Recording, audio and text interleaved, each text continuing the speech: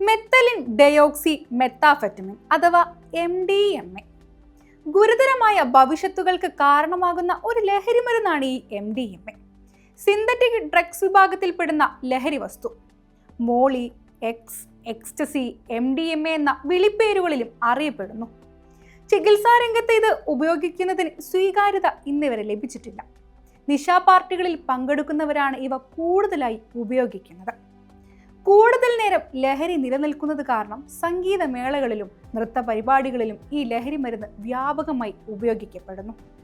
ഇത് ഉപയോഗിച്ചാലുള്ള അപകടങ്ങൾ ഇതൊക്കെയാണ്: ഡീഹൈഡ്രേഷൻ അഥവാ ശരീരത്തിൽ വെള്ളം കുറയുക, ഹീറ്റ് സ്ട്രോക്ക് വളരെ കൂടുതൽ ചൂട് അനുഭവപ്പെടുക, ആന്തരിക അവയവങ്ങളുടെ തകരാർ, അശാന്തത, ഭയം, മാനസിക സംഘർഷം.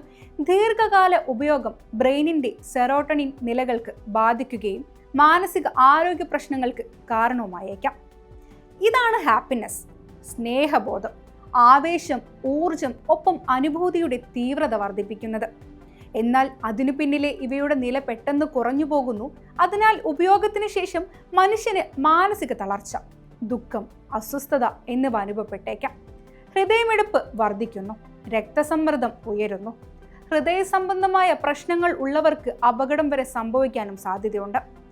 ശരീര താപനില വളരെ ഉയരാം. ഇത് ഹീറ്റ് സ്ട്രോക്ക് വരെ എത്താനും ഇടയാക്കും. പ്രത്യേകിച്ച് കുഴിഞ്ഞ നൃത്തനാടങ്ങളിൽ ചിലപ്പോൾ ശരീരത്തിൽ വെള്ളം സങ്കല്പിച്ചു പോകാം. അതിന്റെ ഫലം ലോ സോഡിയം, ബ്രെയിൻ സ്വെല്ലിംഗ് വരെ സംഭവിക്കാം. അപകടകരമായ അവസ്ഥ: കിഡ്നി, ലിവർ, ഹൃദയം എന്നിവയ്ക്ക് ബാധ സംഭവിക്കാം.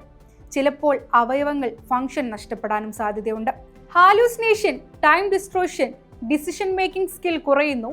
ആന്റി ഡ്രഗ്സായി പലരും MDMA മറ്റു മയക്കുമരുന്നുകളുമായി കൂട്ടിച്ചേർത്ത് ഉപയോഗിക്കുന്നു.